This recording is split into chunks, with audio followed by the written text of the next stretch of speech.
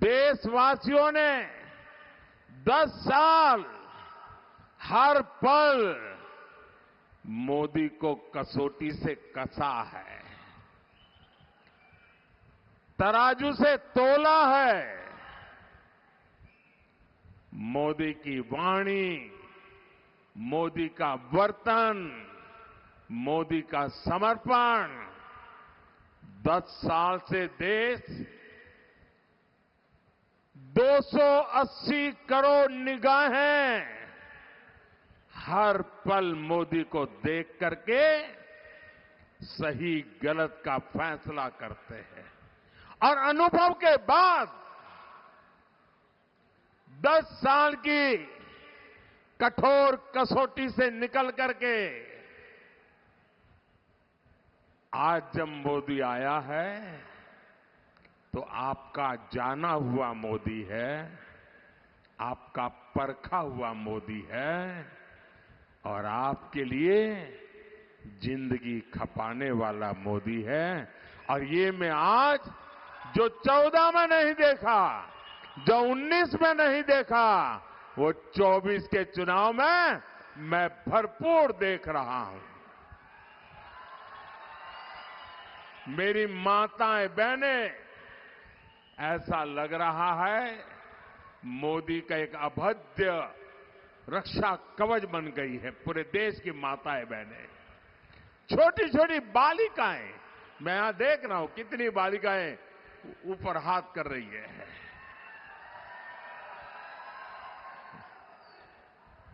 भाइयों बहनों, एक तो राजनीति कांग्रेस के अपने कारनामों के कारण पिछले 70 साल में क्षेत्र बदनाम हो चुका था। उसके बावजूद भी मोदी को इतना प्यार, इतने आशीर्वाद, शायद अनेकों जन्मों का पुण्य है या परमात्मा ने मुझे भेजा है, तब जाकर के ऐसे आशीर्वाद मिलते हैं। मैं किस किस का आभार व्यक्त करूं, मेरे पास शब्द नहीं है। क्या मैं परमात्मा का आभार व्यक्त करूं? क्या मैं जनता जनार्दन का आभार व्यक्त करूं? क्या मैं गांव गरीब का आभार व्यक्त करूं? क्या मैं मेरे देश के नौजवानों का आभार व्यक्त करूं? मेरे पास आपके इस प्यार को व्यक्त करने के लिए, आभार बताने के लिए आज शब्द कम पड़ रहे हैं। सिर्फ और सिर्फ आज मेरे पास है तो एक है जिसमें शब्द नहीं है, संवेदना है, जिसमें पूरी तरह मेरा मौन समर्पण है। और मेरे पास एक ही रास्ता बचा है कि देशवासियों को सदा सर्वदा सर झुका करके प्रणाम करता रहूं।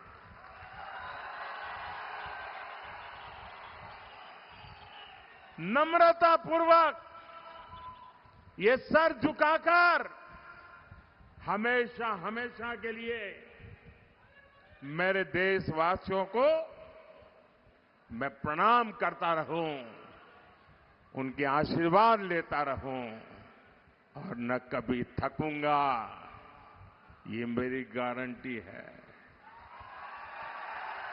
न कभी थकूंगा, न कभी रुकूंगा, न कभी झुकूंगा और हर पल आपके लिए जूझता रहूंगा। ये गारंटी मोदी ने 10 साल आपने मुझे देखा। साथियों, आज एक और बीजेपी सरकार देश को आगे लेकर जा रही है। दूसरी ओर कांग्रेस कर्नाटका को पीछे धकेल रही है। एक और मोदी का मंत्र है, विकसित भारत के लिए 24 घंटे काम, बिना रुके, बिना थके 24 घंटे काम, 24/7, 24/7 और 2047।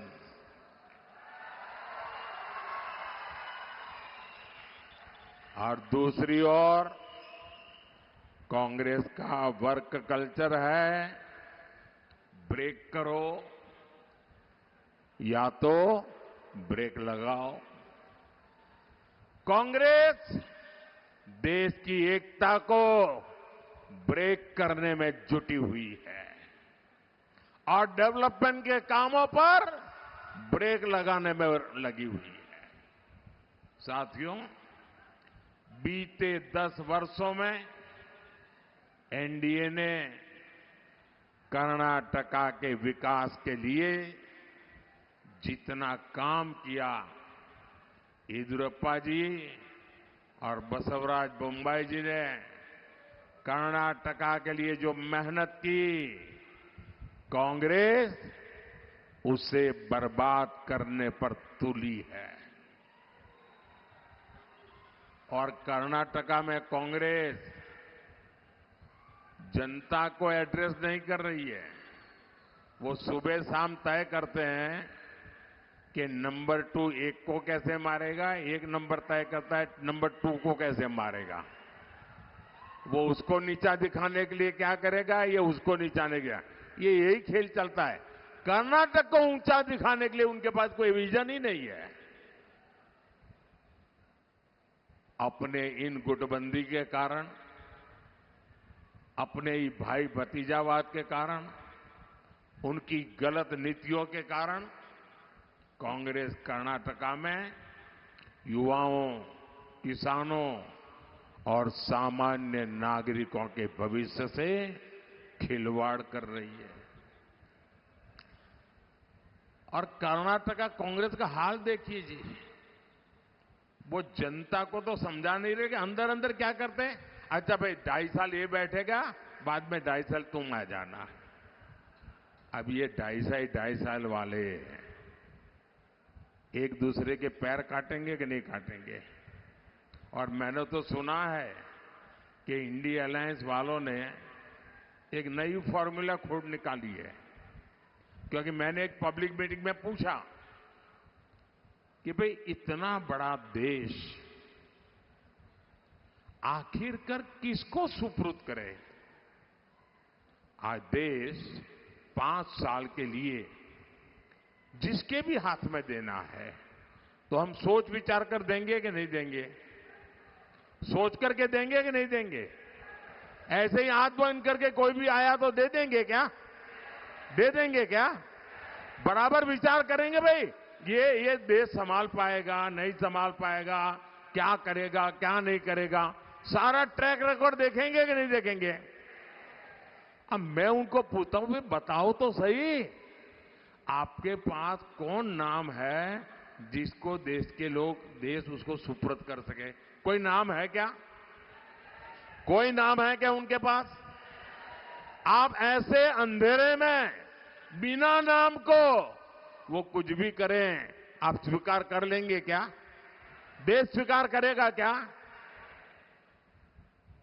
भाइयों बहनों, और इसलिए उन्होंने एक फॉर्मूला निकाली है। अब सबको कैसे संतोष देना, और इसलिए 5 साल अगर उनको मौका मिल जाए तो उन्होंने अपने सभी साथी पार्टियों को कह दिया है कि हर एक को 1-1 साल के लिए पीएमशिप मिलेगा। यानी 1 साल 1 पीएम, दूसरे साल दूसरा पीएम, तीसरे साल तीसरा पीएम, चौथे साल चौथा पीएम, 5वें साल 5वां पीएम।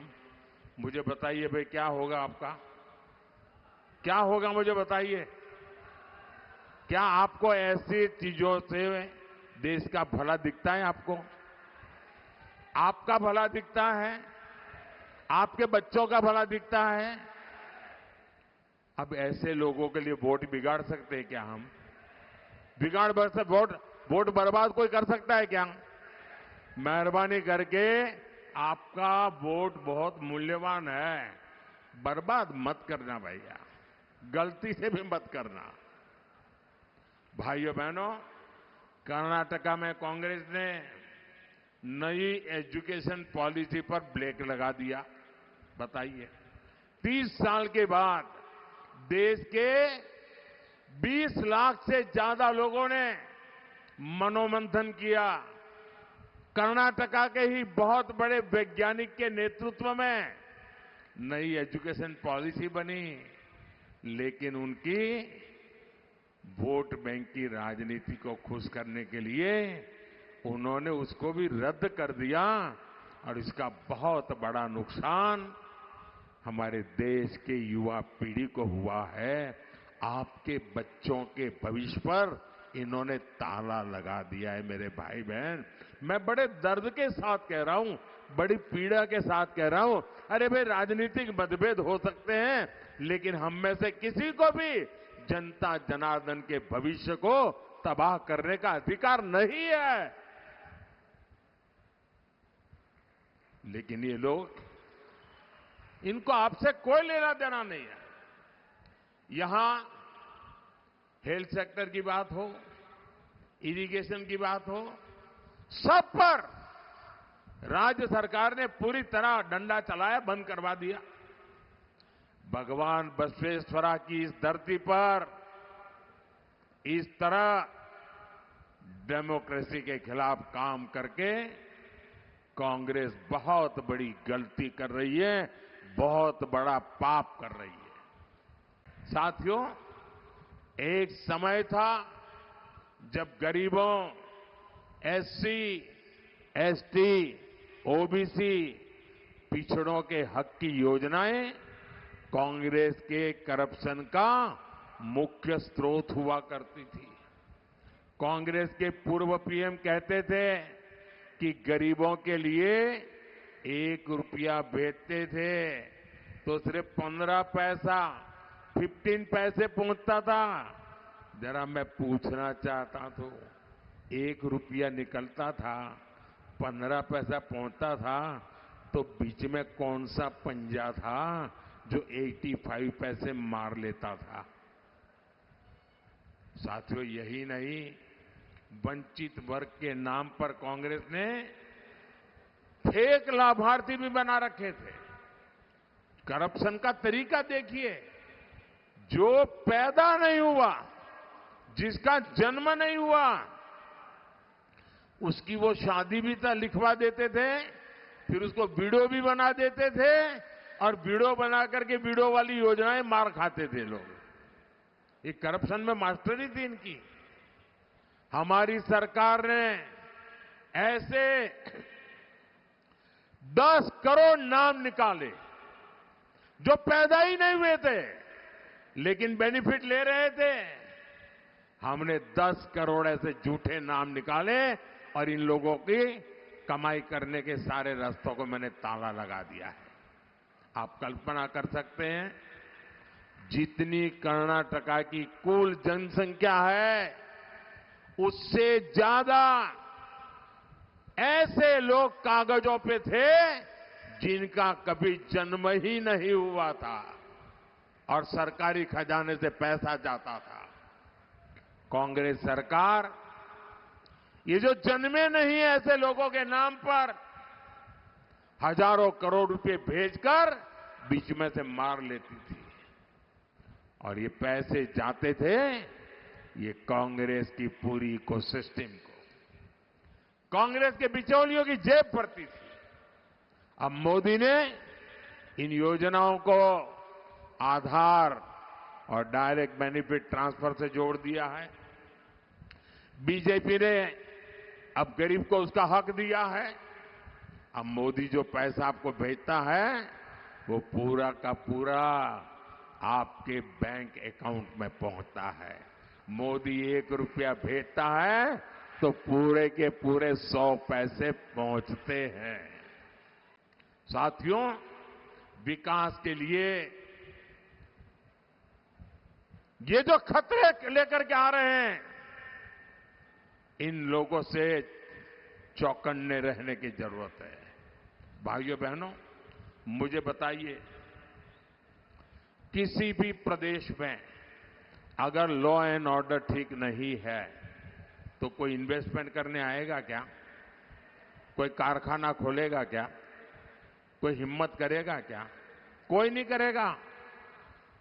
अरे आपके पास गाड़ी है, बंगला है, सुख चैन की जिंदगी है, सब कुछ है, लेकिन शाम को घर के बाहर जाएं और रात को जिंदा लौटेंगे नहीं तो घर का क्या, उस कारखाने का क्या, उन पैसों का क्या? आज कर्नाटका को कानून व्यवस्था की स्थिति गंभीर होती जा रही है और कांग्रेस का ट्रैक रिकॉर्ड कानून का व्यवस्था के विषय में गंभीर रूप से गुनाहित है। ये कर्नाटका हर नागरिक आज असुरक्षा महसूस कर रहा है। कैफे में बम ब्लास्ट हो गया और कांग्रेस घोषणा कर देती है ये तो गैस का सिलेंडर का बोतल फूट गया था। बताओ, ये कर्नाटका के लोगों को क्या समझते हैं? क्या कर्नाटका के लोगों के दिमाग में ऐसा झूठ भर सकते हो तुम? फिर आगे क्या कहा उन्होंने? वो सिलेंडर वाली बात चली नहीं तो फिर दूसरा निकाला और क्या कहा कि ये तो बिजनेस राइवलरी थी और इसलिए बिजनेस राइवलरी में ये फटाका फोड़ा है। आप कल्पना कर सकते हैं, ये तो बम धमाके के ट्रायल शुरू किए हैं। कर्नाटका की जिंदगी को खतरे में डालने का ये खेल शुरू हो चुका है। भाइयों, हुबली में दिन दहाड़े कॉलेज कैंपस पे एक बेटी की हत्या हो जाए और कांग्रेस उसमें भी वोट बैंक ढूंढती रही। इस घटना ने कर्नाटका के सामान्य परिवारों के लिए बहुत बड़ी चिंता खड़ी की है, टेंशन पैदा किया है। हर मां बाप सोचते हैं कि बेटी बाहर भेज दें या न भेजें, अकेली जाएगी तो पता नहीं क्या होगा। साथियों, नेहा की हत्या ये सामान्य घटना नहीं है।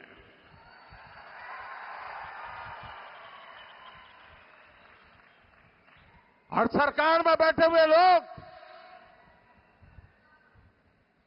वोट बैंक की चिंता में डूबे हुए हैं। ये खतरनाक माइंडसेट है और ये कांग्रेस, पीएफआई, जिस पर प्रतिबंध लगा हुआ है, देश विरोधी कृत्यों के लिए प्रतिबंध लगा है, आए दिन बम धमाके करने की आदि पीएफआई को ये मोदी सरकार ने हिम्मत करके उस पर प्रतिबंध लगा दिया। उसके बड़े बड़े 30 मार्का जेलों में सड़ रहे हैं, लेकिन कांग्रेस पार्टी चुनाव जीतने के लिए ये पीएफआई के पुराने लोगों के गठबंधन करके उनको बढ़ावा दे रही है।